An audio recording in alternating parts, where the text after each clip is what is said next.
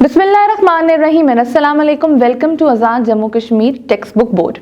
This is Hamna Binte Shehzad. Dear teachers and dear students, आज के इस video lesson में हम देखेंगे इंग्लिश फॉर द ग्रेड 7 का unit number 3 and the title of the unit is the कायदे आजम रहमतुल्लाह अलैहि। जैसे कि हम सब जानते हैं कि कायदे आजम एक लेजेंड है, वो हमारे नेशनल हीरो हैं, वो एक ग्रेट लीडर हैं। आज अगर हम एक आज़ाद मुमलिकत में बैठे हुए हैं, पाकिस्तान में हैं, तो इसका सारे का सारा जो क्रेडिट है वो कायदे आजम को जाता है। कायदे आजम ही वो शख्सियत थे जिन्होंने मुसलमानों के ख्वाब को, जो इलामा इकबाल ने मुसलमानों को ख्वाब दिखाया था कि हमें एक अलहदा मुल्क की ज़रूरत है, उसको प्रैक्टिकल सूरत जो थी वो कायदे आजम ने दी थी। तो आइए चलते हैं अब हम रीडिंग की तरफ। जी, जैसे कि आप देख सकते हैं बुक के पेज नंबर 23 पे हम रीडिंग करेंगे। Muhammad Ali Jinnah Rahmatullah Alayhi was born on 25th December 1876 in Karachi. He received his early education from the Sindh Madrasatul Islam and later from the Church Mission High School, Karachi. In 1892, on the advice of an English friend of the family, he was sent to England for higher studies at the age of 16. In England, Muhammad Ali Jinnah first met Dada Bhai Nauroji, who was much impressed by the young Jinnah and who later played an important role in shaping his early political career. He returned from England in 1896 after completing his education. On his arrival to India from England, young Jinnah had to face great financial hardships as his father had bad luck in his business. Suddenly, he had to face unexpected difficulties, but instead losing heart, he set himself to build a successful career for himself. He started his legal practice in Bombay in 1897 and soon earned a respectable place in his profession. The first 3 years of his legal career were of severe hardship, but afterwards he became successful and he rose to be one of the greatest lawyers. His legal wisdom and impressive way of speaking helped him a lot in practice. He was known as the Qaid-e Azam Rahmatullah Alayhi because of his far-sightedness and leadership qualities. His life is full of struggle, sacrifice, and untiring efforts for getting the separate homeland for the Muslims. In the early days of his politics, he was the proponent of the Hindu-Muslim unity. It was due to the untiring effort of the Qaid-e Azam Rahmatullah Alayhi that the Congress agreed to separate electorate for the first time in 1916 after Lucknow Pact, when the Nehru Report spoiled all the effort of the Hindu-Muslim unity. The Nehru Report was rejected by all shade of the Muslim opinion. The famous 14 points of the Qaid-e Azam Rahmatullah Alayhi were introduced in reaction to Nehru Report. These 14 points presented by Jinnah reflected the demands and aspiration and sentiment of the Muslims. The Congress did not give importance to these points and determined to oppose them. The demand for Pakistan in 1940 had great impact on the nature and course of the Indian politics. On one hand, it broke forever the Hindus' dream of Hindu Empire on British exit from India. On the other hand, it started an age of Islamic renaissance and liberty. The Hindu and British were equally hostile to the demands of the Muslims for a separate homeland. The personality of the Qaid-e Azam Rahmatullah Alayhi gave the Muslim a great hope that made Pakistan in its real form. जी dear students, यहाँ पर मेरा आपसे पहला question ये है कि क्या आप जानते हैं लखनऊ पैक्ट, जिसको माहिदा लखनऊ भी कहते हैं, वो कब साइन हुआ? जी 1916 में। जी, लीडरशिप क्वालिटीज़ कायदे आज़म के अंदर क्या थी, कोई बता सकता है? कायदे आज़म एक फार साइटनेस थे, उनका वे ऑफ स्पीकिंग बहुत अच्छा था, इसके अलावा उनमें अनटायरिंग एफर्ट्स थी। तो आइए चलते हैं अब हम इसकी ट्रांसलेशन की तरफ। मोहम्मद अली जिन्ना 25 दिसंबर 1876 को कराची में पैदा हुए।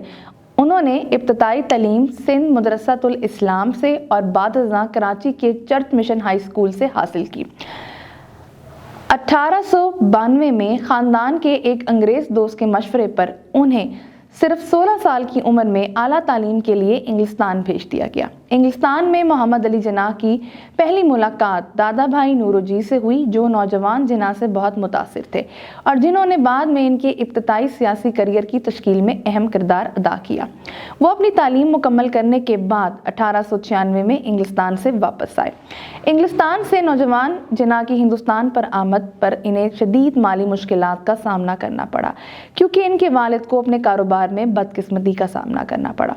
अचानक इन्हें अपने करियर के गैर मुतवक्का मुश्किलात का सामना पड़ा, लेकिन इन्होंने हिम्मत हारने की बजाय अपनी ज़िंदगी को आगे बढ़ाया।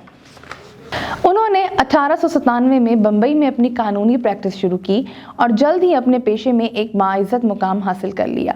इनके कानूनी करियर के पहले 3 साल सख्त मुश्किलात से दो चार थे, लेकिन बाद में वो कामयाब हो गए और इनका शुमार सबसे बड़े वकीलों में होने लगा। इनकी कानूनी दानिशमंदी और बोलने के मुतासिर कन अंदाज ने इनकी प्रैक्टिस में बहुत मदद की। आप अपनी दूरअंदेशी और कायदियाना खसूसियात की वजह से कायद-ए-आज़म के नाम से जाने जाते थे। इनकी ज़िंदगी मुसलमानों के लिए अलहदा वतन के हसूल के लिए जिद्दोजहद, कुर्बानी और अनथक कोशिशों से भरी पड़ी है। अपनी सियासत के इब्तिदाई दिनों में आप हिंदू मुस्लिम इत्तेहाद के दाई थे। ये कायद-ए-आज़म की अनथक कोशिशों की वजह से था कि कांग्रेस 1916 में लखनऊ मुआहदे के बाद पहली बार अलग इनकलाब कुनगान पर मुत्तफिक हुई, जब नेहरू रिपोर्ट ने हिंदू मुस्लिम इत्तेहाद की तमाम कोशिशों को खाक में मिला दिया। नेहरू रिपोर्ट को मुस्लिम राय के तमाम हलकों ने मुस्तरद कर दिया। कायद-ए-आज़म के मशहूर 14 नकात नेहरू रिपोर्ट के रद्द अमल में मुतारिफ कराए गए थे। जिन्ना के पेश करदा ये 14 नकात मुसलमानों के मुतालबात, ख्वाहिशात और जज्बात की अक्कासी करते थे। कांग्रेस ने इन नकात को अहमियत नहीं दी और इनकी मुखालफत पर तुले रहे। 1940 में पाकिस्तान के मुतालबे ने हिंदुस्तानी सियासत की नौइयत और तर्ज पर बहुत असर डाला। एक तरफ उसने हिंदुस्तान से बरतानवी इनकलाब पर हिंदुओं का हिंदू सल्तनत का ख्वाब हमेशा के लिए तोड़ दिया। दूसरी तरफ उसने इस्लामी निशात सानिया और आज़ादी का दूसरा दौर शुरू किया। हिंदू और अंग्रेज़ मुसलमानों के अलहदा वतन के मुतालबात के यकसा मुखालिफ थे। कायद-ए-आज़म की शख्सियत ने मुसलमानों को एक बहुत बड़ी उम्मीद बख्शी, जिसने पाकिस्तान को उसकी हकीकी शक्ल में बनाया। तो आइए देखते हैं आज इस चैप्टर की glossary. Proponent, a person who supports an idea, यानी कि जो आपका ख्याल होता है, जो आपका हामी होता है, उसको कहते हैं प्रोपोनेंट। विजडम से मुराद है किसी की अक्लमंदी, the ability to make sensible decision। फार-साइटेडनेस Urdu में इसको कहेंगे दूर अंदेश, यानी कि वो बंदा जो कि फ्यूचर में के जो इवेंट्स होते हैं उसके बारे में कुछ अंदाज़ा लगा सके कि हम और उसको देखते हुए अपनी हिकमत अमली तैयार कर सके। कॉन्फ्लिक्टिंग यानी कि आप उसके साथ मुखालफत कर रहे हो, आपका किसी चीज़ से डिसएग्रीमेंट होना। स्वेर से मुराद है शिद्दत, यानी कि किसी चीज़ का सीरियस या क्रिटिकल होना। एस्पायरेशन से क्या मुराद है? एस्पायरेशन से मुराद है कि कोई आपको मुतासिर करता है, आपकी कोई ख्वाहिश है, आपकी कोई उम्मीद है, लॉन्गिंग है, स्ट्रॉन्ग डिज़ायर है। सेंटिमेंट, एहसास, जज्बात, यानी कि हमारे एहसासात और हमारे जज्बात, यानी कि इमोशंस, फीलिंग्स। रेनाइसेंस यानी कि रिवाइवल, सर्वाइव करने का तरीका। हॉस्टाइल से मुराद है अनफ्रेंडली होना, मतलब आप खुश नहीं हो, आप एग्रेसिव हो, आपको गुस्सा आता है। अनटायरिंग, टायरलेस, मतलब आप थकते नहीं हो, ना थकाने वाला, आपने मुस्तकिल मिजाज यानी कि कांस्टेंट होना। एम्पायर, पावर यानी कि ताकत में होना।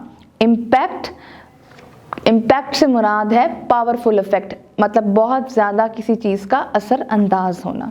जी dear teachers and dear students, ये था हमारा आज का वीडियो लेसन। आई होप आपको वीडियो लेसन पसंद आया होगा। एक नए वीडियो लेसन के साथ हम फिर मिलेंगे, तब तक के लिए अल्लाह हाफ़िज़।